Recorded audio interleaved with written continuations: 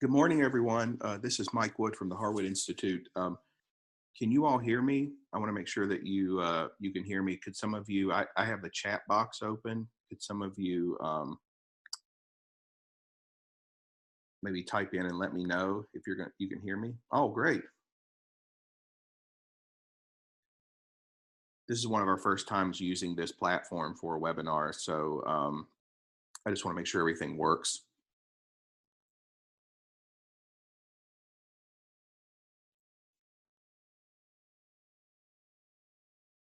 All right, we got some yes we can hears and even a sounds good.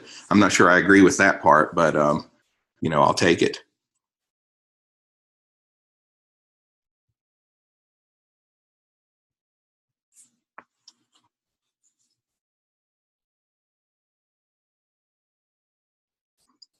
If you can't hear, you just might want to double check to make sure. You might want to make sure that you have your speakers turned up, which I guess I should type in.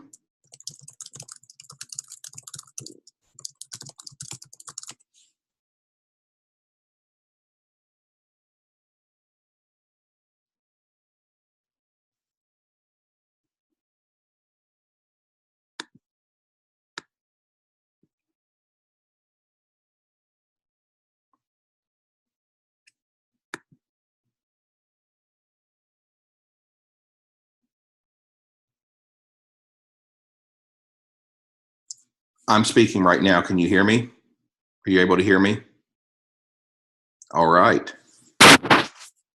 Excellent. I'm going to give it just a few more minutes because I know there were quite a few people that we had a lot of people that registered for this, over 300, and I know there'll be quite a few that won't be able to make it. We're recording it and we'll make sure the link goes out and everything, but that's great. Oh, you can hear me all the way in Canada. That's fantastic.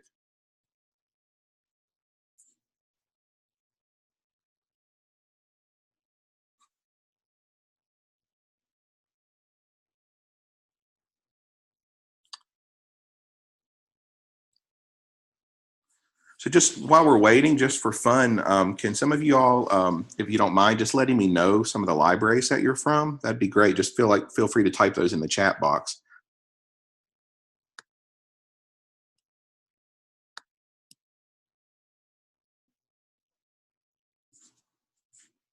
Oh, great. Shout out to Wisconsin, North Carolina, Pennsylvania,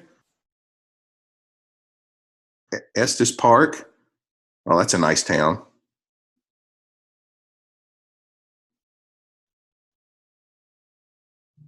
Some of our friends from Denver.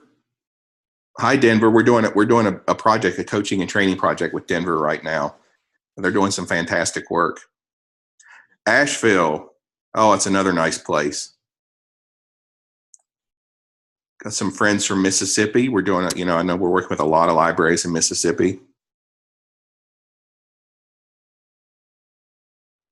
Oh, Maine State Library. Hi, welcome. I'm glad you're here. We're doing a lot of work with state libraries to try to spread this work, working with cohorts of libraries. So I'm really glad you're here.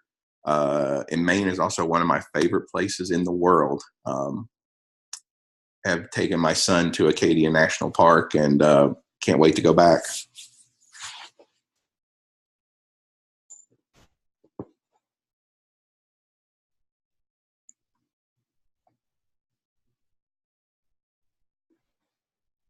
All right, we got some libraries from Indiana. Fantastic. That's great. We're also we're going to be hosting a lab with some coaching for libraries in Indiana early next year. I'm really excited about that because I know some of our friends from Midwest Collaborative for Library Services, MCLS, have been using some of this work in Indiana and Michigan, and I'm really glad that we're going to be able to do this. We've also worked with United Ways and some others in Michigan. Quite a few from Jackson, Michigan. This is great. Glad we got some of our colleagues from Canada. I was just at the ALA annual conference in New Orleans over the weekend, and myself and 20,000 of our library colleagues, and we had one of our colleagues from Saskatoon was there, and we had a great conversation about this work.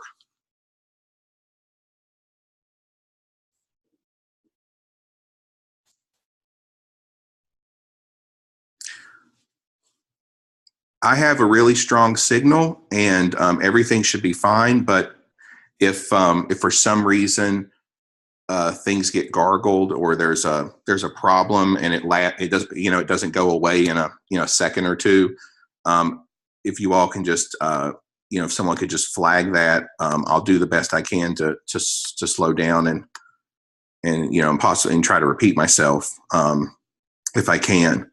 But there may, as things go with webinars, there's occasionally the gargling.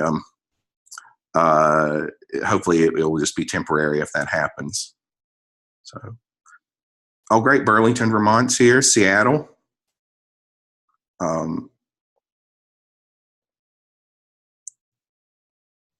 National Network of Libraries of Medicine. That's fantastic. Glad you're here.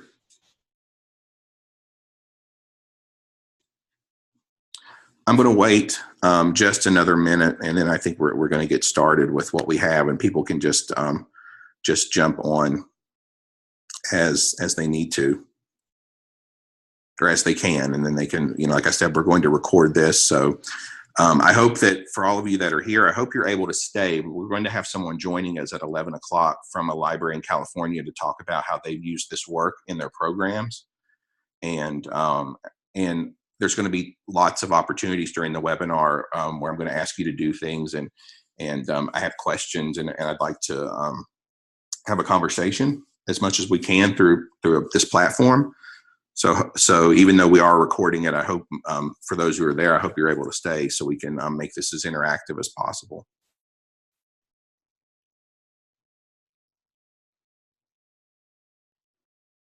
Okay. I think we're going to go ahead and get started. And so I'm going to use the share screen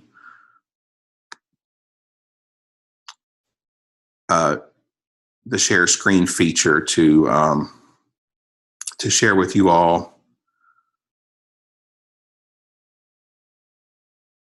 the slides that I have.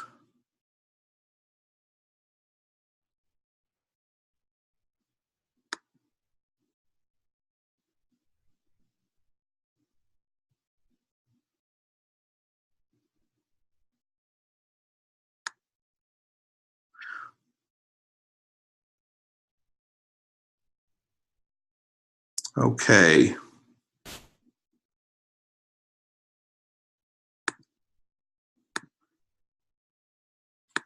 Can you all see my screen? You should see a tool. It says applying public knowledge to library programs. Excellent. Okay, good. So we're going to get to this tool in just a minute, but I'm going to switch over to a set of slides that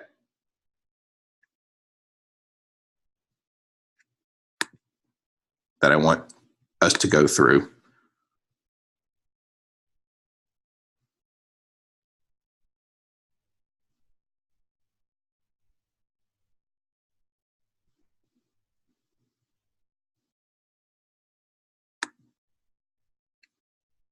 Can you all see the slide? All right. So far, so good. I'm going to leave it, if you don't mind, I'm going to leave it on this page as opposed to doing the full presentation. It looks like if I do it this way, I can see the chat and we can keep talking, and I can see what you're talking about as we're going through these. So we'll just keep it informal, and hopefully we can keep this as interactive as possible. So before I get into this, could you all just take a minute, if you don't mind, to let me know? I want to try to answer as many questions as possible, and also it's just great data for us. But I'm curious about what you'd like to try to get out of the webinar today. I can't promise that we'll be able to do everything, but I'm just curious sort of what why you signed up, maybe something you're struggling with, or you have, there's something you're trying to figure out. Whatever it is, it would just be good to know. And then as we're going through the webinar, I'll try to come back to them. But if I don't get to something, you can always bring it back up. And again, if I don't think I can answer it, I'll be honest and let you know in this webinar. But it doesn't mean that we're going to do more of these if people like it. So it doesn't mean that we can't come back to a topic. Okay, so how do you evaluate what is effective? Right. So effective is really a loaded term, right? It depends on what you value. So we will talk about that a little bit.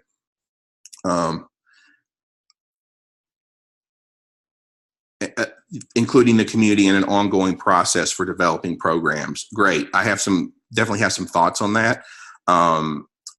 There's different ways to do it, but it's sort of like, how do you do that and it not become overwhelming? Learning how to define the community. We get that question a lot.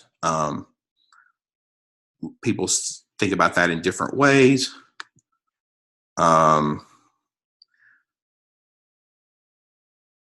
Getting positive feedback cycles without measuring things to death or quashing creativity. Yes, data can be your friend, and it can definitely be your enemy.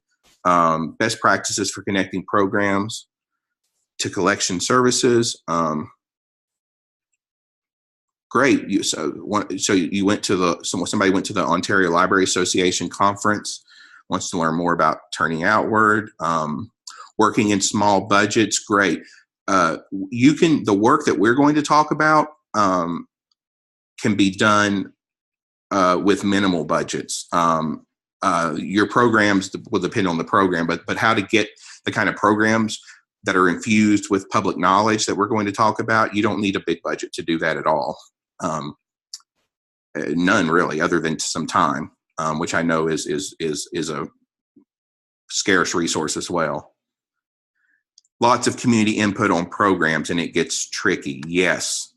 So we're going to talk about an alternative way to listen to the community that I think will help you get the kind of information you need, and also build relationships that can help you get out of that trap of a paralysis of analysis. Turning outward, looking for more ways for it to happen through library programming. Yes, well, that's what we're going to talk about today. I think there are opportunities in programming, and there are opportunities, and where I think the rubber meets the road is in actually making this, using the practice of turning outward to shape your programs. I always think that when I talk to libraries, we talk about the fact that it's great to listen to communities. There's value in doing that. It's really important to do, but to be totally candid, there are a lot of good ways to do listening. And if all you're doing is listening, that will make people feel good for a while. But if it doesn't impact your programming, if it doesn't impact what you're doing in the community, if it doesn't impact how you operate as a library, it's just nice conversation. And what we want to do is help bridge the gap between knowing the community and taking different kinds of actions and making different choices.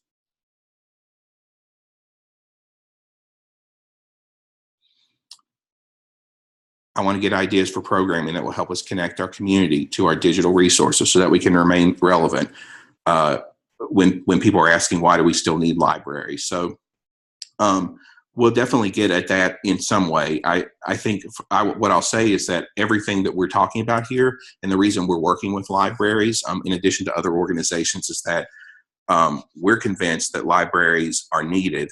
And I'm not just saying that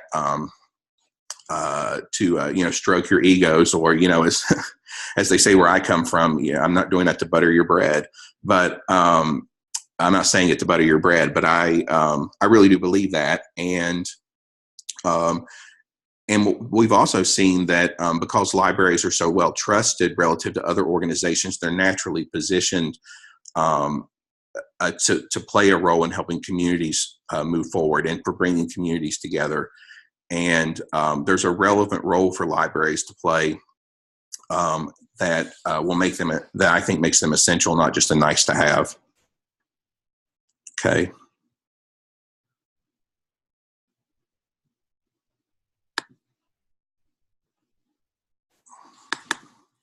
This is all good stuff. Keep them coming as much as you can. I'm going to try to do as many of these as we possibly can during the time that we have. So here's what we're going to be doing today. Again, we're going to talk about what it means to be a library that's turned outward. One of the things that we're going to talk about specifically in terms of being turned outward is what does it mean to focus on people versus programs, and where are you spending most of your time? And I suspect that if you're in the world of having to deliver programs, you're probably looking at that and saying, I really focus on both, or you know what, I don't understand, is this a false choice? You probably have some questions about that. That's all normal. So we're going to spend some time talking about that. We're also going to talk about, again, the idea of public knowledge. We'll talk about what that means, and spend a little bit of time talking about ways that you can gain that public knowledge and why it's important to do that and use it, and how it actually helps you get your programs aligned in a way that can make them even more effective. We'll talk about, we're going to give you a tool. You just saw it a second ago. We're going to go through a tool that will help you organize your thinking around what you know about your community and how it can impact your programs. And it's a deceptively simple tool, but we've found that when people use the questions and actually engage as a team, either inside the library or in the library with some key partners or friends of the library, it really opens up your ability to look at your programs in different ways and think about ways that you can improve them. And then finally, around the top of the hour, we have a colleague from a library in California, a public library that has done great work in turning outward. They're re-engaging their community in different ways, and they've actually started to identify ways that they need to think about shifting their programs, and have made some shifts in programming that I think for some may seem small, not for others. For some that may seem small, but they're actually incredibly profound given the potential impact they're going to have based on what they've learned in the community. And the turning outward work, the turning outward practice has allowed them to understand the challenges and the issues in the community in ways that they weren't able to before. And so they're going to spend some time talking about that, and you'll get a chance to ask questions, and I'll ask questions, and we'll have a good conversation about that. So can everyone hear me?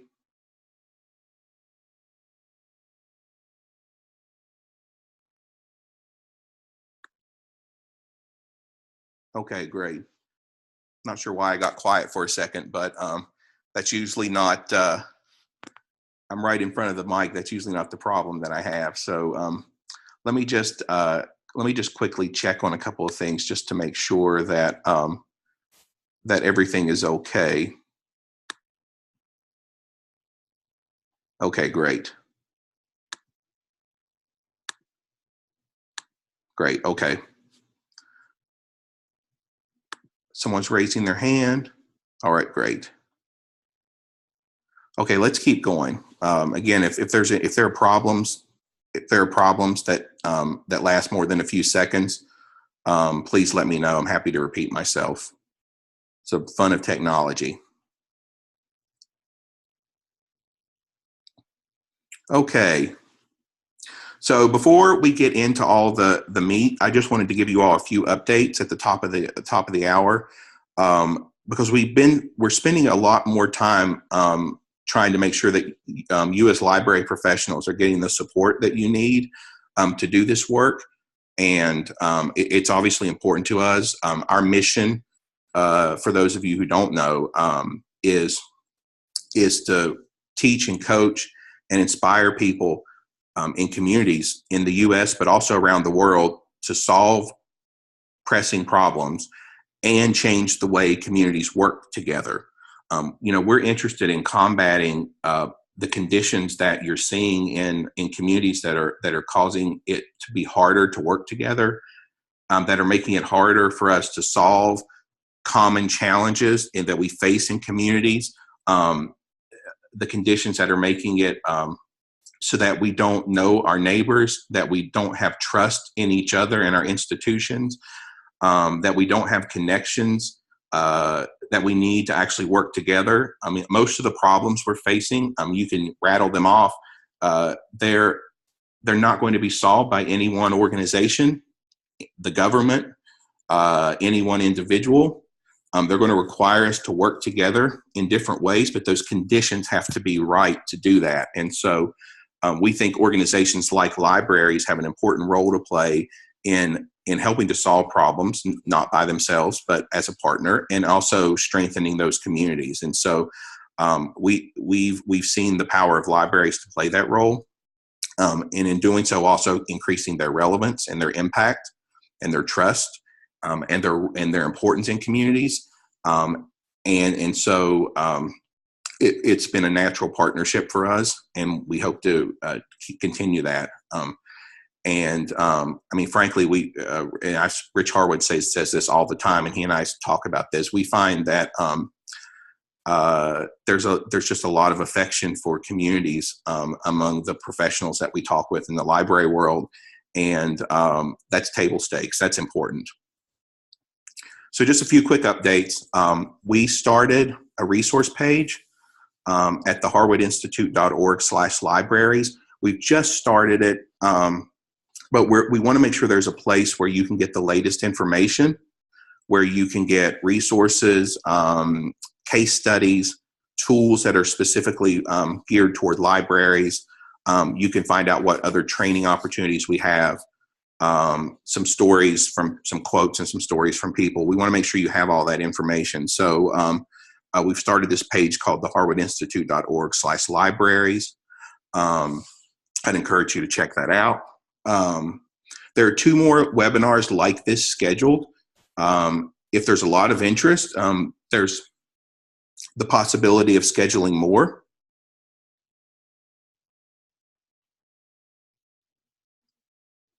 Are you all able to hear me? Okay, great.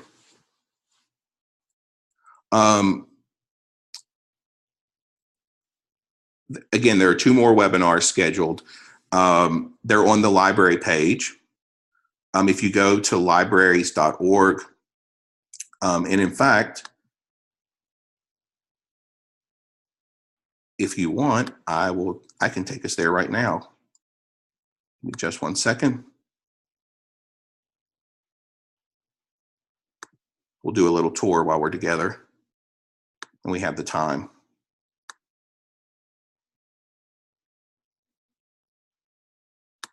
Can you all see the web page?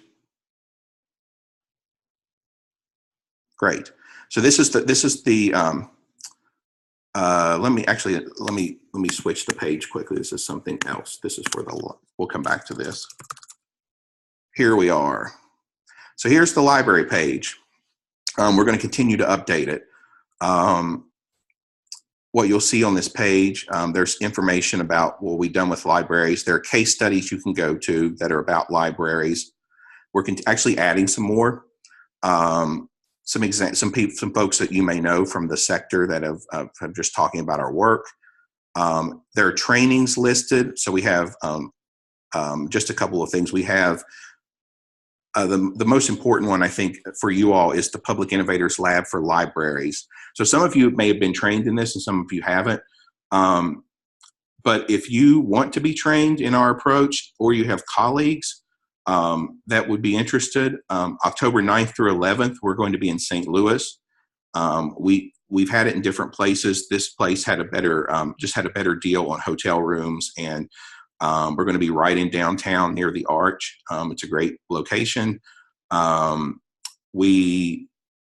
This is a 2.5-day training, and you really get to learn deeply about this work and get started. in doing the work. We've come up with an agreement with our partner, American Library Association. We've been able to reduce the cost of the first seat. So originally, the training was $14.95 for the first seat and $9.95 for every other seat, which gives you the license to all this work and the materials and the training and access to coaches. But we were able to bring down the price of the first one by a third. So now all the seats are going to be $9.95. So nothing's ever as cheap as we want it to be, but hopefully that could help some of you at least, because we all felt like that first seat was pretty high, and we wanted to try to bring that down. So so we have that available. Hopefully some of you will sign up for that. We also have the virtual lab, which is it's for everyone, not just libraries, but the content is the same. But for those of you that can't afford to travel, or you just can't afford to, maybe you're at a small library and you just can't take that many days off at one time, this lab goes over 8 weeks, and you do an hour-and-a-half session every Thursday, starting September 27th. And you're able to do it at your computer. You can get together with your team at the computer, or you all can do it individually, depending on how you want to do that.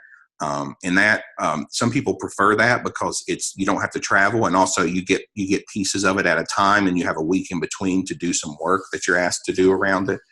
There are pros and cons to both. Some people like to be together physically, and they like to be just with other librarians. So that's up to you. But those are two options. Finally, the webinars. You mentioned the webinars. The webinars are listed here. September 12th and November 7th are the two, and the two topics are listed there: strategic planning, and then we're going to do more community engagement. So that's where we are. Okay, so not much more to say about that. Let me get you all back to the slides, and then let's keep moving.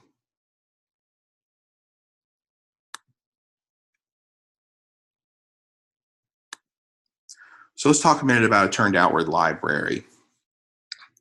The basic definition of a turned outward library is that it's a library that uses the community as the reference point for your choices and actions. And what we do, and what we'll explore today, is what it really means to do that. And so people typically often say, well, we use the community as our reference point. But what we find is that, in fact, a lot of our decisions and our choices are actually driven by other variables. So they're oftentimes driven by variables that are internally focused. The need to compete for resources, pressures that we're getting from the powers that be to do certain things a certain way. We oftentimes talk about it as you want to use your community as the reference point, but oftentimes your conference room becomes the reference point for your choices and actions. And so even among those of us that are inclined to work externally, we often find that we're internally focused. And so the key is to actually develop a posture where you understand the community, and as you're making choices about what you're going to do in the community, but also just in your day-to-day work, that community and the understanding of that community is the frame of reference for you. And that doesn't happen magically or automatically. It takes developing new habits and new practices over time.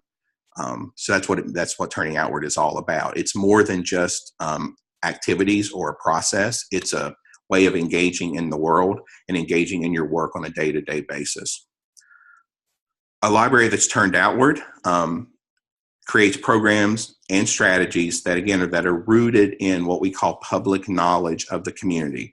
So that's a deep knowledge of the community that can only be generated through listening to people in the community, and not just public officials, not just experts, but people whose lives are often impacted by the problems and the challenges that you or others are trying to solve in communities. And so how do you develop that public knowledge and then use it, and then ensure that your programs are rooted in it? That's key to being turned outward.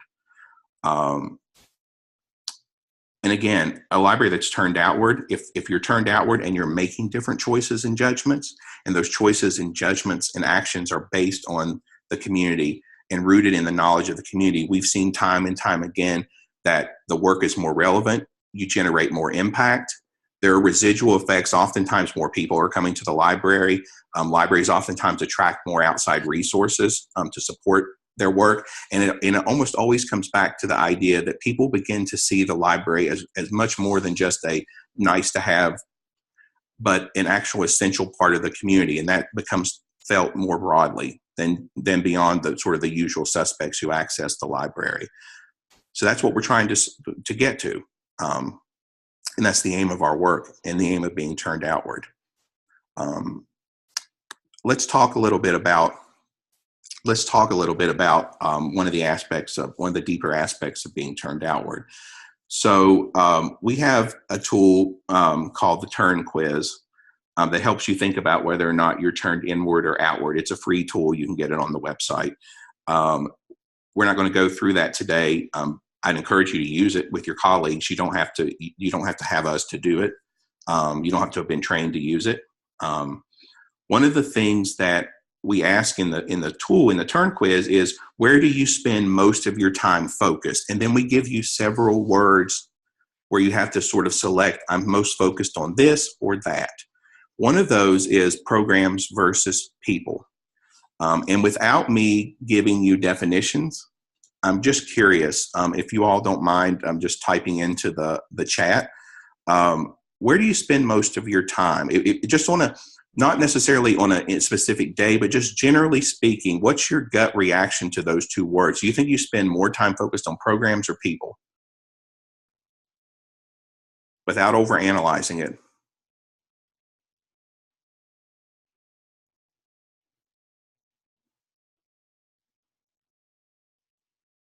Mm-hmm.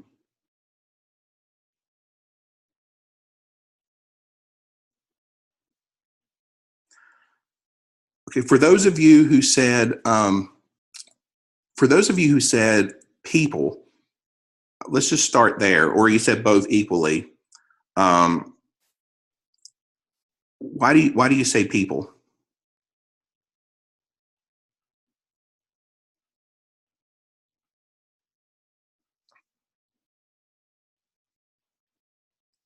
Okay, my programs are based on what people in the community want. Okay. Relationships matter in terms of the impact we have through programming.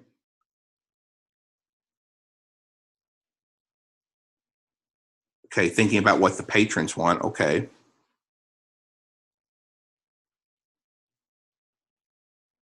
Okay, service is personal, individual oriented.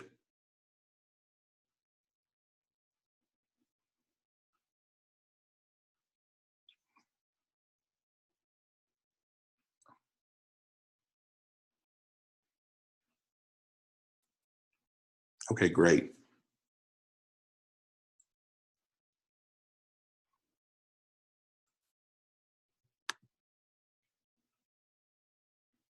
This is great. This is good stuff. What about those who said, some of you already started on this, but what about those who said they were focused on programs? Why did you say that?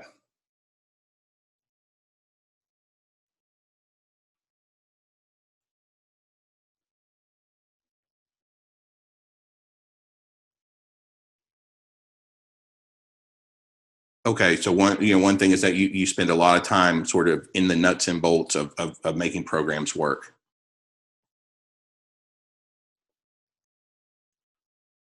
Performance is measured by the number of programs. I hear that all the time.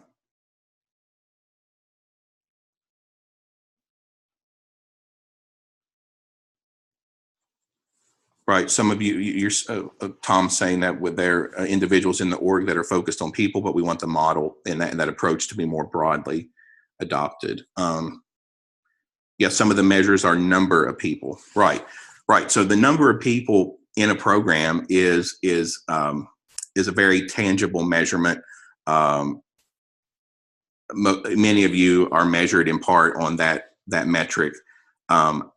we like to deal in the real world and not in the hypothetical or the aspirate, sort of the utopia world. And in the real world, one of the metrics for many of us is probably going to be the number of people who are accessing our programs. That's probably not going to go away. So that's always going to be a tension. The question really, though, is hi, Yesenia. The question really is, how can you create programs that are speaking to people in the community in a way where those programs are connected to the reality of their lives and the challenges that they're dealing with. And so let me just back up on a comment. So a couple of people talked about patrons of the library, talked about making sure that the individuals who access the services are getting the things that they need. Part of the challenge that I've seen, and I'd be curious what you all think about it, though, is that well, let me just ask you. So when you think about sort of your community, and how you listen to your community to understand what programs they want, if the people that you're listening to are just library patrons or just people who access the services, what's the potential challenge there? That's obvious. I mean, that's inherently a good thing to do, right? Not reaching new people, right? Non-users, right? And so a couple of years ago, I was training a group of librarians in Texas, and I'll never forget that one of the librarians said, we, on all the metrics that we are asked to use to measure the effectiveness of our program, so number of people, the customer service survey, so how did they feel about the program? Was it set up effectively? They said, we are off the charts. She said, look, in her Texas way, she just said, look, we're good at programs. We know how to create good programs. They're slick. They're well put together. We get good marks. People like them. She said the problem we found out was that there were actually a lot of other things going on in the community that were bigger problems, bigger challenges, that the library could actually help solve or help address through their programs. Now you can't solve everything or you can't address every problem, but she said, look, we started listening to the community, and we realized that there were other things. Once we got outside of ourselves, there were lots of things going on that we could actually have an impact around that were broader challenges. And we weren't hitting on those, yet we had all these great metrics around our programs. And so they started to go back and say, okay, what could we do that would actually more deeply impact the community as a whole, that we could actually, impact through programming? And they started to make some changes to the programming that they were engaged in. And so it forced them, and you are hitting this, you're getting this. I mean, it forced them to go out of their comfort zone, but to get some voices that they didn't normally hear from. And so it wasn't that they weren't hitting any their metrics. They were hitting the metrics that they were asked to measure, but they weren't, there was a whole population of people that they weren't speaking to. And they realized that there were challenges that they actually could impact through their programming. So, you've hit on this in some of your comments. These two things aren't mutually exclusive. Programs, first of all, they're made up of people. People access them. You want to know what people care about that are currently accessing programs. But we find that when you change the question that you're asking, it can lead you down a fundamentally different path that can create more impact. So one question is, how do we improve the programs that we have, or how do we create better customer service? How can we make this better for you as an individual? Another way to look at this is, what kind of community do people want? What do they see as the challenges in getting that kind of community? And I don't mean just people that are accessing programs. I mean people in general. What do they see as the challenges in creating the kind of community they want? and what do they think progress would look like? Not pie in the sky stuff, but progress. Asking those questions and then coming back and saying, okay, what do we know? So this is what we've learned. What are the implications potentially for what we could do as a library through our programming or through our engagement in the community? It seems to me, and certainly I've seen through our work with libraries, that those sets of questions sound similar, but the second set of questions lead you down a different path. Does anyone, I'm just curious about your thoughts about that. Can you see a difference where those might lead you down a different path? If one set of questions is, how can I improve these programs for you as an individual? What can I do for you to make this better? Another set of questions is around what kind of community do we collectively want, and what are the challenges, and what would progress look like?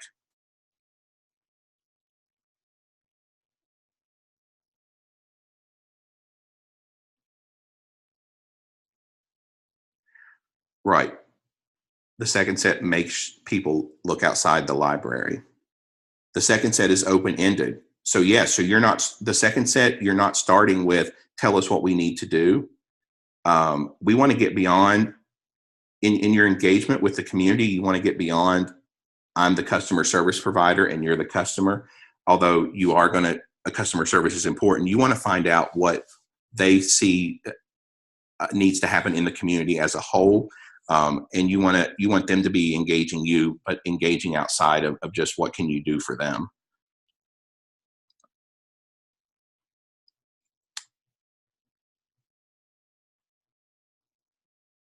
So that becomes really important. And what we find in asking those questions is that it gets to the heart of what people want to see in their lives.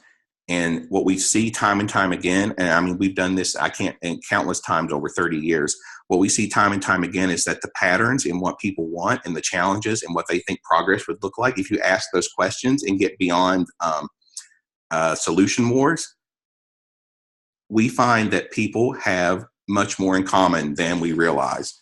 And the patterns of what people feel around those questions pop up really quickly.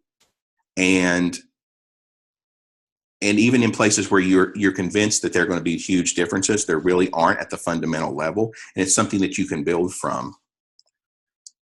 So that becomes, so asking different kinds of questions becomes really important. And the second set of questions gets you focused more on people, which then which then allows you to have a conversation about what the implications are for our programs. But it's not starting with programs. That's really the main point. And we have, this isn't a conversation training webinar. We're going to do something about that later on this year.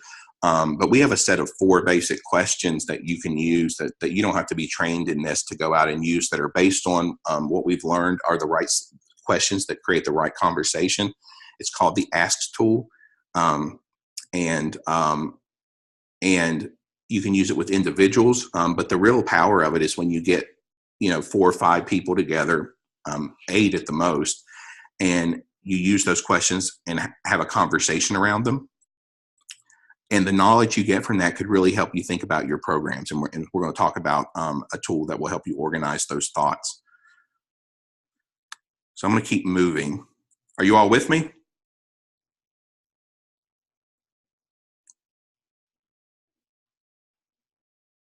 All right. Awesome. Let's keep going. So, so let's talk a little bit about public knowledge. Again, public knowledge helps us stay focused on people. I just mentioned that. I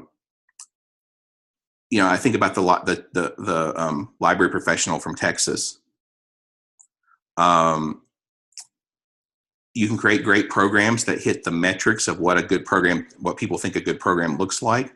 But if you want to be even more relevant and have more impact,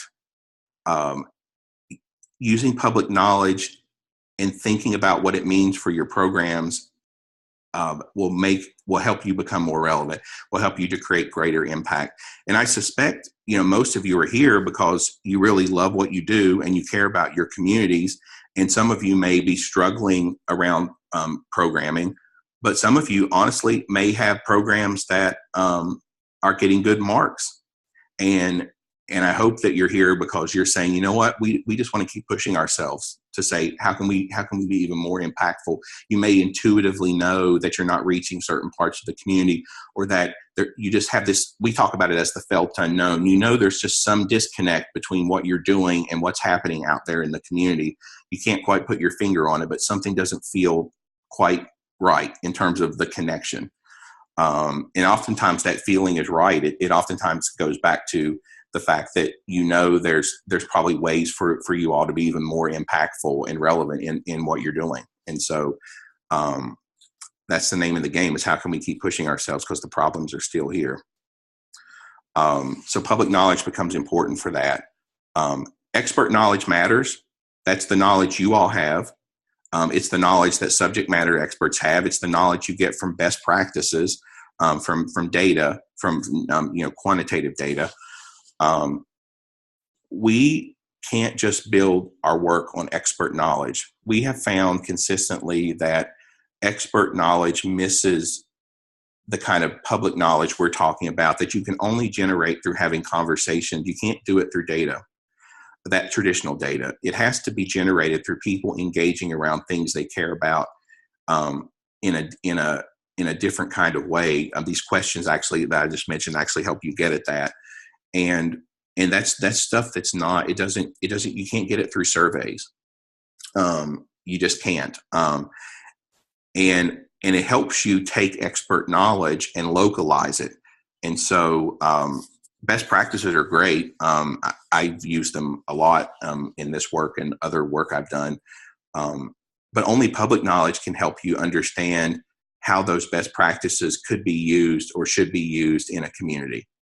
Only public knowledge can help you understand, based on what data tells you works to solve X or Y problem, what's really going to work in this community, based on the relationships and the norms and the structures and who people trust. And that's the stuff you get from public knowledge.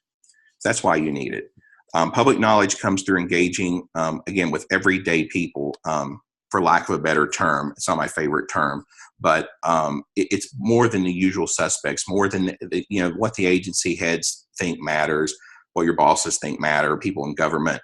That all matters, but it's getting beyond that and just talking to folks and just finding out how they feel. And yeah, a big factor is understanding community culture. I think that's right. We talk about it as civic culture, but whatever term you want to use, public knowledge actually gives you a picture of what that culture really is. And you don't get it by asking people, what's the culture? You get it through asking questions about, what are the challenges people see? What are the conditions that are holding back progress? What works, what doesn't? It gives you a picture of what that culture looks like. And actually, through our Innovators Lab, we actually give you other frameworks that actually help you measure the culture of the community and the conditions. And so we're not going to be able to get into all that today, but that's gathering public knowledge is part of how you actually get a picture of that community, because you're operating in an environment, and every community's, so there are similarities, but every community is different. And how you take knowledge and expert knowledge and align it to the context in which you're operating, it's going to make the extent to which you can do that will make your work more impactful. Let me see if I can take this question. So what about those community members who have an exclusionary agenda? We routinely get pushback to our services for homeless patrons or LGBT programming. How do we engage with public knowledge without allowing the loudest voices to exclude? So yeah, that's a challenge that comes up in a lot of places. People have an axe to grind, or they're looking to sort of push people out. What I can tell you, without, because we don't have time to sort of go into the details of how you would do that through conversation, but I can give you a couple of tips. So one of the things that we've seen, again, through doing this work, is that to the extent that you're able, so understanding people's aspirations for the community, the kind of community they want, being able to articulate that. So being able to, go back to the community and say, this is what we've heard. If you do that enough to where you see the pattern emerging, that people are saying essentially the same things, you've landed on something. And what we find is that when you're able to articulate that back and you're able to say, look, this is what the community's telling us, this is what they're telling us in terms of the community they want. These are the challenges that people see, we're not connected, or we're leaving people out, or people don't feel safe, or whatever it might be. If you're able to actually show people that the programming and the services and the initiatives that you're driving are actually aimed at improving those conditions, there are going to be people who have these exclusionary agendas that you're never going to satisfy, and they can be loud. But what we find is that when people in the community can actually look at what you're doing and say, you know what, they're actually getting at something that is a real problem and it affects my life, that gives you a lot of cover to do the things that are the right things to do. It doesn't completely solve this problem, but it makes a difference. And so there's a small p political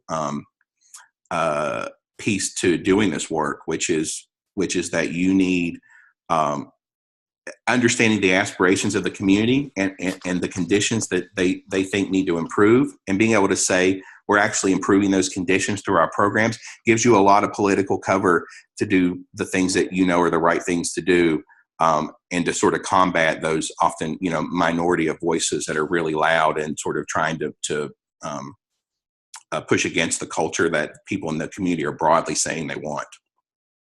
It's not a perfect answer, but I'll just say part of asking these questions that I was talking about, and that we can give you in the ask tool. They are designed to help deal with this issue you're talking about. And then on the how to get to everyday people, again, without spending a whole lot of time on it, what I'll tell you is that, and we're going to do another webinar on that topic, it's that you have to go where they are. So you have to find ways to get outside the library and go where other people gather in the community, and people in the community can help you figure that out.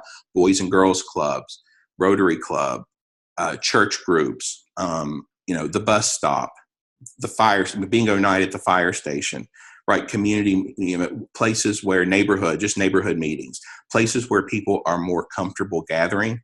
The farmers market, that's a great idea. So you want to go to places where people gather and or they feel comfortable. And we all know that there's a lot of people that maybe don't feel comfortable coming into a library. We also have this with schools. A lot of people don't feel comfortable going into schools. So you want to look for places where you can have conversations, in small conversations, a handful of people, where people feel comfortable and they're just there. I think about my own parents. They weren't going anywhere to any community meeting, but they gathered with other people. If somebody had come to them, they had a lot to say. So there's ways to get beyond that, and people can invite you into these meetings. So these are all great ideas.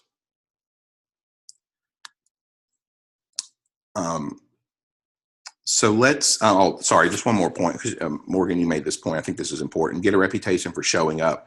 Yeah, sometimes you just have to show up at places and build those relationships, and be willing to be patient enough to know that you might not even be totally welcome at first, or people might be suspicious of your agenda, but just start showing up at some of these places where you're able to show up and build those relationships. So let's look at, I want to get into this. I want to go through this tool quickly, and then we're going to switch to Yesenia, who's going to talk about the work they've been doing in California at their library. And so let me again switch to another tab, because I want you all to look at this tool with me. Okay, so applying public knowledge to library programs. This tool is on our website, but we'll make sure that we we'll make sure that we send you all. We can do a follow-up after this webinar. We're going to send out the link.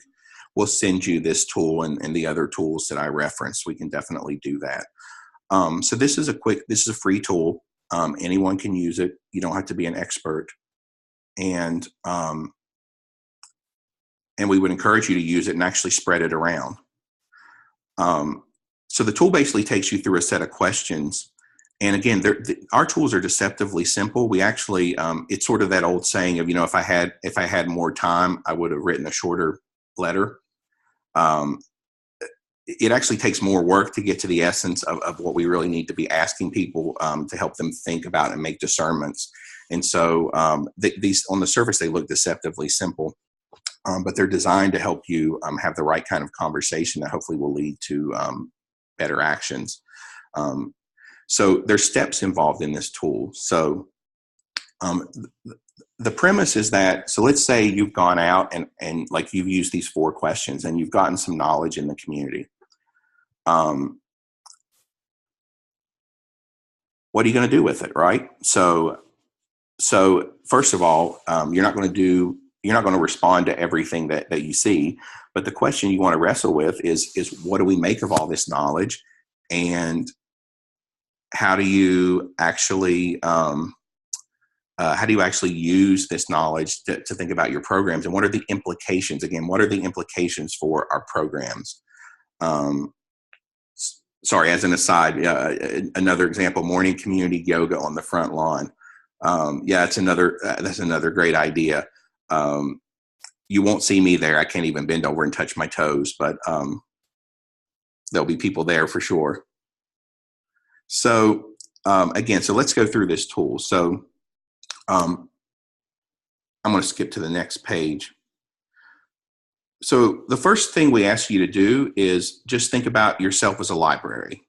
So, and you can use this tool by yourself. You guys can use it right now if you want to jot some stuff down as I'm going through it. Can people see the discussion guide? Okay. So the first part is reflecting on who we are as a library. So we just asked you to come up with a quick list of things you spend time and effort on. What are you known for? What are your assets? So there's an example: reading programs for families, whatever you might come up with. So you can do, so you by yourself or with colleagues would just come up with some of those things, jot those down. The second question is to ask you to look at the list. So when you think about what the kind of community you want, when you think about the kind of community that people in the community want, not just what you want, but when you look at that question of what kind of community do you want, and people have said, whatever they've said, we want a safe community. We want a community where people are connected, where they know their neighbors, where kids are successful, whatever they might have said, a drug-free community. Look at this list of assets that you've come up with, and then look at the aspirations people say they want. And then make 2 lists. So one is, okay, we're clearly helping to address this aspiration. These are the things we're doing to help the community get the kind of community that it wants. Okay, does that make sense? So these are the things we're doing that are going to help the community become the kind of community that they want. So that's one list. The second list is, okay, these are things the community wants. I don't know if we're really doing anything to help get at that. So it's just to make those 2 lists, just to sort of get clear on that.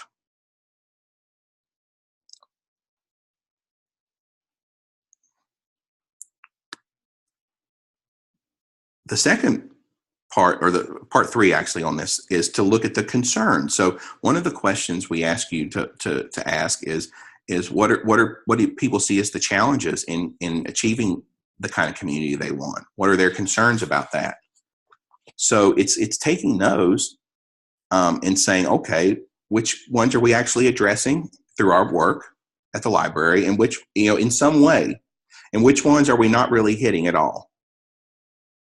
So it's just organizing what you're doing in a way that's going to be useful for thinking about your program. So these three questions are designed to help you do that. And we've tested these, and so they typically they work. So I'd encourage you to do that. The next section is it's to think about what could you actually do with this. So the question 4 is broad and intentionally broad. So given the list that you've come up with, what do you make of the work of the library and how well we are connected to the community? So it's just to get a gut reaction. Well, we think we're really connected and our work is really relevant. Or, you know what, this list is telling me that we are way off base. We're not relevant. We're not as connected as we need to be. It's probably going to tell you one or the other. I mean, when I've seen people use this, they sort of say, "Whoa, we're not connected like we should be," or we're doing pretty good. Just get a gut reaction of sort of where you are. The next question, number 5, is to look at your current program. So what are you doing now? And is there any way in those programs, and you don't have to do all of them, you could just take a few and say, okay, could we adapt this program to more get at what the community wants or to better deal with the concerns that they have? Could we, adjust the program in some way, tilt it a little bit? Is there a way that we could do that? And you might not go through all your programs. You might just start with a few. And maybe the answer is no, but oftentimes the answer could be, yeah, there's some small change. We actually could make some small changes that will make it more impactful. Yesenia is going to talk about some of those. What new things might we want to try? So that's the next question. So are there other things we should be doing that we're not doing now? So you start to get those 2 lists. Now, what you're going to realize is that you're quickly going to get lists of adjustments to current programs and new things you might do. And you're going to say, well, this is awesome. We can't do all this. There's no way. So our bent is toward action. So what we ask you to do is to say, okay, this is all great, but given where we are, where do we want to start? What are a couple of things that we could try where we could get a win, where we actually think we could pull this off and it's going to make a difference? It's not going to take a year. It's not going to take a bunch of money that we don't have, but we can do it now and it's going to make a difference. So what can we do? You want to push yourself to say, what can we do in the here and now to make a bigger impact? And you can build on that over time, but you want to get wins, because wins build confidence. They'll build your confidence. They'll build the confidence of your supporters. People will start to see, oh, the library is doing something different and cool, and it generates more interest, and you can grow from that. So you want to. Our tendency, we're all sort of trained to start big, and in fact, we want to start with what's doable from our sphere of influence, with the resources we have, with our ability to get something done. So once you have all these lists,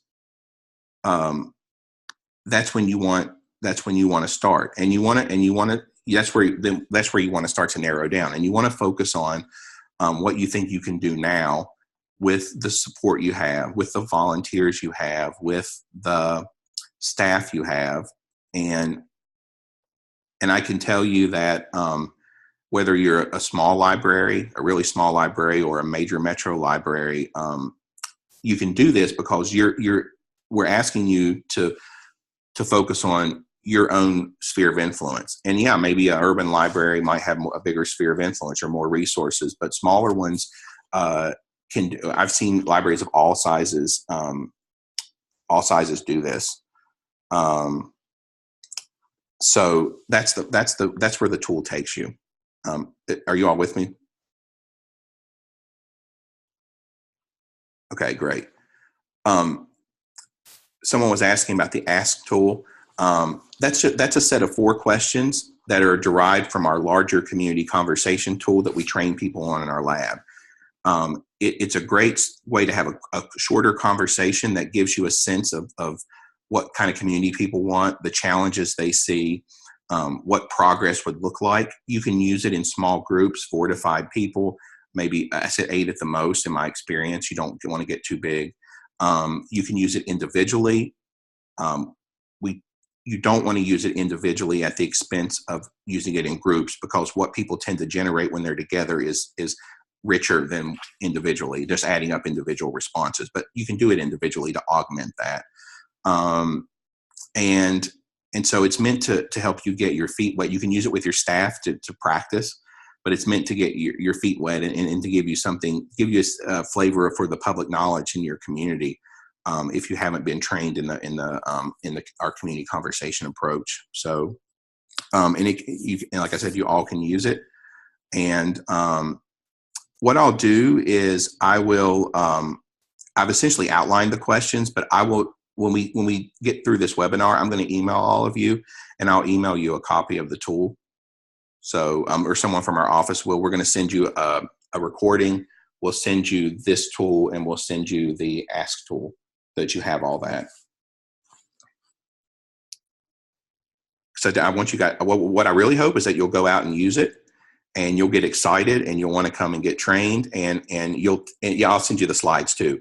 And even if you don't come to training, but you use these tools and they help, I want to know what comes out of it. I mean, we love to share those stories.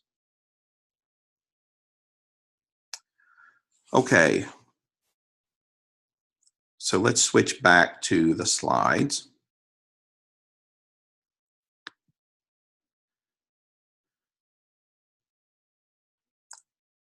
So we have Yesenia Baltiera from Placentia Library in California. We have been working with, I've mentioned this before, we've trained several thousand library professionals in this approach, worked with hundreds of libraries. Increasingly, we've been working with a lot of state libraries, because they've been able to get funding to bring together cohorts of local libraries to get training and coaching over 18 to 24 months in our approach. And it's great, especially if you have smaller libraries or you're in a smaller library, and maybe you can come to a lab, but you can't really go to one of our labs and get 18 to 24 months of coaching. The cost just doesn't work. So it's a way for you all to get involved in deeper training and coaching, and also have colleagues and peers that you can bounce ideas off of and talk to. And so we're doing this in California. We've done it in Texas. We're doing it in Pennsylvania.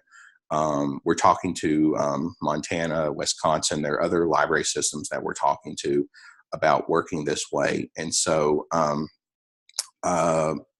we haven't been talking to Maine, but I'd love to talk to someone from the Maine State Library about this, and any other state libraries that want to spread this work through their cohort. But we're doing this, we're doing this work right now in Placentia, and other libraries across California. And Yesenia Baltiera is here to talk to us about how they're using this work, and the changes that they've made in their programming based on turning outward and gathering public knowledge. And oh, we got some muffling of the sound. Can you all hear me? Okay. Okay, great. So I am going to turn it over to Yesenia to talk about what they've done at their library, and specifically how this work has changed and improved their programs, and what they've learned from it. And so I'll monitor the chat, and we'll try to jump in with questions if you have them, and try to get those answers. So Yesenia, I saw that you got on earlier. Are you here? Do you have your audio on?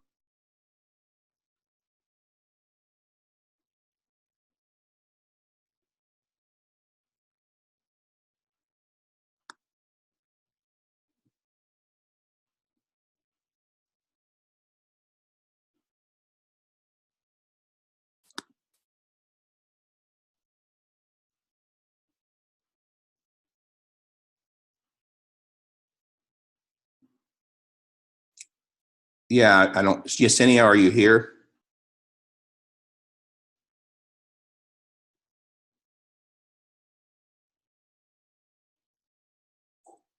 She got on the webinar earlier. I'm gonna try to get her. Let me see if I can.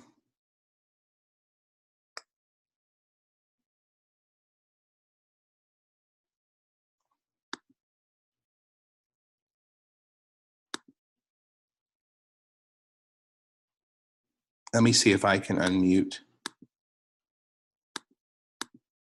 Yesenia. Bear with me for just 1 second so I can.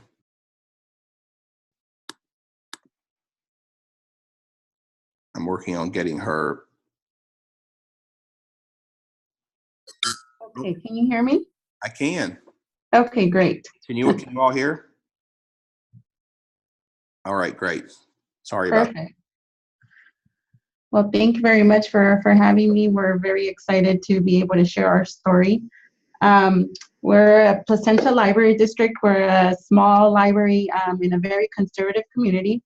And when we started the Harwood practice, what we did was we targeted a specific area within our community because we are a small library and we don't have the staff to be able to really do a lot of projects, because we do have a lot of programs and we're really great at what we do.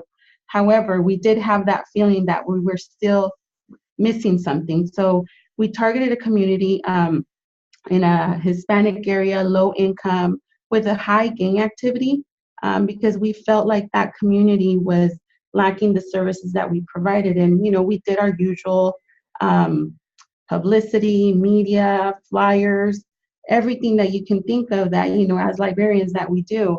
But we still were not getting them here to the library. So we, with our Harwood practice, we targeted that community. So we did have a few conversations with them, and throughout these conversations, we started to get the theming and the concept of what was really going on within that community. And then through that process, we found out that transportation, as we already knew was an issue, was a barrier for them getting to the library. However, there was a lot more than just the transportation as an issue. There was the safety. There was a concern about going out at certain times of the day. There was concerns about crossing certain streets. And I think as library staff, we assumed that transportation was the issue, but it might have not been an issue for everyone, maybe just for some. So we were still doing our usual promotion. And I think with the Harwood practice, what this allowed us to do is to realize, you know what? It's a lot more than just transportation. There's other issues around that are barriers. And no matter what we do or what we say, they're not going to get to the library. So what we did, and thanks to the Harwood practice. Yesenia, I'm sorry, Yes. just 1 second. Just so folks, there are no slides for this portion, so we just wanted to do a Q&A. I know I mentioned it in the chat, but some people are asking, so that's a note for the future. We'll make sure to let people know before if we make a switch like that. So sorry to interrupt, but please. No problem. Okay, so then what we did was with the conversations, we realized that there was issues about safety. And as we got all this information from our community in that area, we started to think of ways that we can help this community, because no matter what we did, they were not going to come to the library. So we started with a small project. We partnered with the organization that helps this community, and that was our first target point, is going to the organization that already had a relationship with this community, so that we can work with them and get in with this community with them feeling a trust towards us. So this organization has been working with this community for about a little bit over 12 years, and it's called Lot 318. And what we did was they have a homework club there, and they have a selection of books, but it was very small. So as part of our project, what we did was we took their books, and our school district does AR levels. So we put all of their books in AR levels for them to know what level each book was. In addition, they were able to get the parents to share with us the levels that their students were in, so that we were able to add to their collection. So through our Friends Foundation bookstore and books that we were weeding, we were able to enhance their collection and provide books that they had in all the levels that their students that they were helping were in. So that was one of the projects that we did in order to help this community that we knew no matter what we did, they weren't going to come to the library.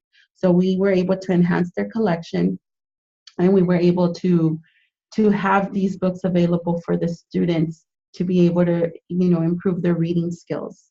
In addition to that, for our summer reading program last year, since we know they couldn't come here, we took all of our materials so that they can register and be able to get their prizes and be able to participate in the summer reading program. And that's something that we did, that we realized that we can do immediately to be able to assist this specific community in our city. So I think it was one of the learning experiences for us as staff was not to assume anything. Although we knew transportation was an issue, we really didn't go beyond the fact that it was just transportation, when in reality there were bigger issues that were coming through with these families that we had no idea. And I think that's something that we really were able to get from the Harwood practices, not assuming anything, really going out there and asking the questions and having that relationship with the community to be able to get that information and break those barriers and help out as much as we can in that. So throughout this practice, we were able to really say, we're going to have to get out of our comfort zone and go out to this community area and provide the services if we want them to be able to take advantage of what we provide. So as part of our project is, if they're not coming to us, we're going to go to them. So that's the approach we did, and a lot of the programming that we have done now is tailored to help this specific community, and it's something that we're doing slowly. And during this next year, we're planning to send out someone to help during homework club to build the literacy component for these students that are getting homework help already with the organization. So I think bottom line was that we learned not to assume, really go out of our comfort zone and think outside of the box. And since they didn't come to us, we're going to go to them. So I think that's like our main learning experience through the Harwood practice. And it's really helped with reaching out and making an impact with these individuals that were not being able to take advantage of the library services. So I'm not sure if anyone has questions about more details about how we went about it, but that's pretty much our programming and our approach since Harwood. That's great. Thanks a lot. We have a question about can you explain a little more detail about what you did with the summer reading program, and also how much manpower it took for you to go to them with the homework help? Yes. So I pretty much, it was just myself at the time of the Harwood practice. It was just myself doing this. So every other week I was going out to this group. They had already meetings there at a community park, and so that's where they held their activities. So that's where I would go every other week, and so I would take all of the material as if I was going to set up a booth. So I would take our reading logs, and I would take prizes from the different levels. And so when I originally went, I took the application for them to register, and I brought the application back and I entered them and registered them to the program. I gave them the reading log. And so the following weeks that I went, I would collect their reading log and check off what prize they would be getting. So it was the manual work. It was every other week, and it was for the duration of our program, which our program last year was 8 weeks. So it wasn't very intensive, and I was probably there no more than half an hour. So it was very simple, and like I said, it was just myself. It was just a team of one. Someone wants to know if you're going to be reaching out to other areas of the community. We hope to. We just actually had 2 more staff get the Harwood practice training, so we're hoping to be able to tackle other community areas. That's our goal. So right now, since we started with this specific community, we're really focusing on making stronger impact within this community. Mhm. But yes, that is our ultimate goal. Right, right. Again, the principle of getting those wins, starting somewhere where you can get a win before you stretch yourself too far is really important. What could you just mention just quickly? Because we talked about this. I know you and I talked the other day. Had you not been listening to the community and using these questions, what do you think you would have continued to do in terms of the path you were on? We talked, you mentioned this yesterday when we were talking. What would have been your instinct on how to address? Yes, and I think what we would have done is, because we assumed that it was just a transportation issue, and we assumed that it was maybe just a few families that weren't able to get to the library. We wanted to get to everybody else. So we probably would have continued with our publicity, our website, social media, flyers, and distribute them to the school district. The usual things that we do with all of our programs. And I think we would have continued that path if it wasn't for the Harwood practice, and really be able to get to know more in detail what the real issue was. Right. It wasn't about just transportation. There was a safety concern. Right. So I think that's the lesson learned for us. And those are things that happen all the time. And also, we all do it. We have a tendency to default back to, if we just educate people or give them more information, it's sort of like, if we build it, they'll come. So that's also an instinct, which is that we just need to get the word out. And that's not always the case. Okay, there are a couple of questions about where you had your community conversations. And then just a follow-up is about, did you have to adjust your staffing when you went to the local organization, reassign existing staff, hire additional staff, or anything like that? No, we did not hire additional staff, and we did not reassign anyone any of the duties. Like I said, this was something that I participated in the Harwood practice training, and so I took it on as part of my task. So I didn't hand it off to anyone else. I handled it myself, and I did not get any additional tasks for myself to do. However, I did make this a priority because we were really, we felt strongly about that the Harwood practice was the way to go. And so it was just myself, but no additional staff. However, now we were able to get 2 more of our current staff trained in Harwood practice, and that way we can have more knowledge within our organization about the Harwood practice. So as far as the community conversations, like I said, going outside of your comfort zone. One of the conversations we had at an apartment complex, they have some benches outside of their apartment complex. That's where we had our meeting. Another, the community room in their apartment complex was available, so we were able to meet there. And then the other community conversation that we had was right outside of the doors of an apartment. So these are very out of the box places to meet, and you really have to be comfortable with getting out of that comfort zone. It wasn't in a very formal setting. It was very informal. And it was just a conversation with them outside of their apartment complex. Great.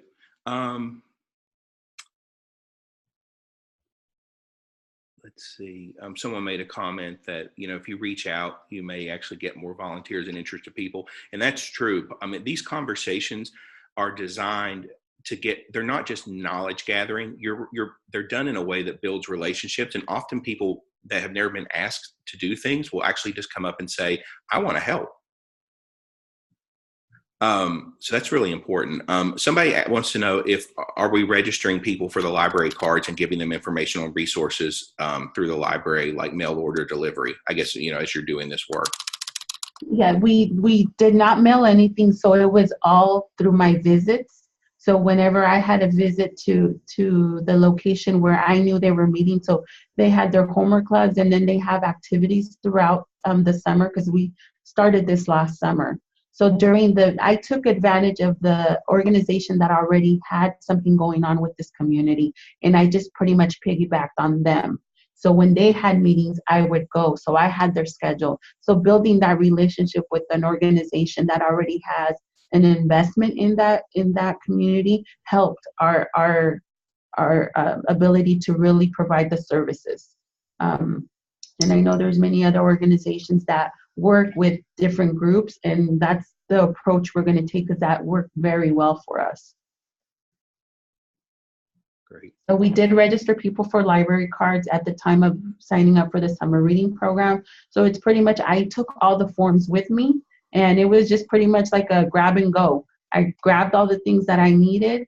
I had them fill out applications with the parents were there, the children were there, and then I brought them back. I did all of the stuff on our end, and then I would take it back the next time I would go. I wouldn't make any special trips. I gave them my schedule. I will be here every other week at this time on this day, and they already knew that I was coming on those days. That's great. Someone asked a question about, how do you know when to start engagement and conversations again? So this work is, I think about it, and we often talk about it in terms of there's sort of 4 steps. So if you want to make engagement and listening to the community a core part of your work, you need to be listening on a regular basis. And so what we mean by that is this doesn't really stop. You want to continue to find ways that are not too overwhelming, to just keep listening, using these questions on a regular. So it's not like we listen and then 2 years later we'll go listen again. But how can you, in an informal way, just on a relatively regular basis, just be out there listening? How then it's bringing that knowledge back into the organization, into the library, and saying, okay, what are we making of this? So, having a conversation inside every so often where you say, okay, what have we learned since the last time we talked? Have we learned anything new? Any implications for our work? It's communicating back so that people you talk to know that you are hearing them. And what I'll say is that you don't have to, it doesn't have to be communicating back in a fancy newsletter with 100 recommendations and, 500 sub recommendations. It can just be, here's the stuff we're hearing, and here's what we're wrestling with it. We're not sure what it means, or it's helping us think about this or that. It's just letting them know that what they have to say actually matters. And again, the 4th piece is it's making sure you have a process in place so that without overcomplicating it, that you do that on a regular basis. So that's really how we think about it. You want to keep, you want to be out there as much as, you can't do it all the time, but as much as you can, and leveraging volunteers and doing it informally is really important. Another question, Yesenia, did you take the larger issues the library couldn't directly fix to the city mayor or town council? Yes, so we have a city, because we're a special district, so we're not part of the city. So we actually have a contact at the city that was aware and participated in the Harwood practice training. So that was another fortunate part that we had, was that we were able to have already a contact person from the city that was aware of the practice and the direction that we were going. So what I did was, when I got the theming together and some of the issues that came up that had nothing to do with the library, but more with city, like the lighting out there, the lights aren't working, and more of the cross guards are not being respected, so more police presence. I did talk with my city contact, to let her know of the things that came up. So we do have a pending meeting to go back to the people that we met with. We're planning to take some of the city officials to talk to them and speak to them about the concerns that they had, and how these will be addressed, or where they are in the to-do list. Because when I had these conversations with the community in this area, I specifically let them know that I wasn't promising anything, but that we wanted to hear what they had to say, and that I would make sure the information went to the right people. So I want them to trust, and I feel accountable to them. So we're planning to meet with them and taking some city officials to address some of the concerns that they have and what's the next step in trying to get these issues resolved. So I think we're still moving forward. We're still doing the Harwood practice, and so that's a meeting that's pending, and having a conversation and having other city people that involved in this conversation.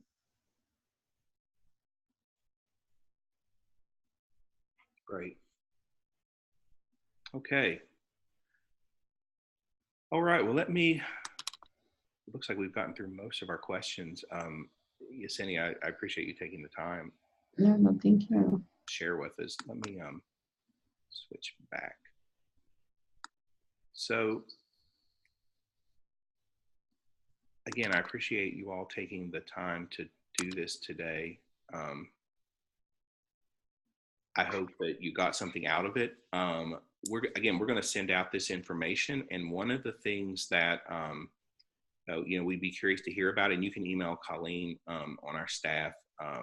Her information is on here. Is that if you have any other thoughts about topics or things you liked or didn't like about this, or things that you would like to do differently, whatever it is, good, bad, or ugly, just let us know.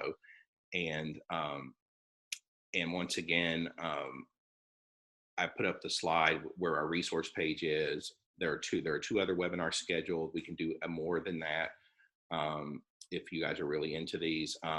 Getting trained, if you want to get trained, I really hope that you will. We have a lab for libraries coming up. There's the link. And that's all we have today. So again, I appreciate your time. Thanks for taking the time, and hope to see you soon.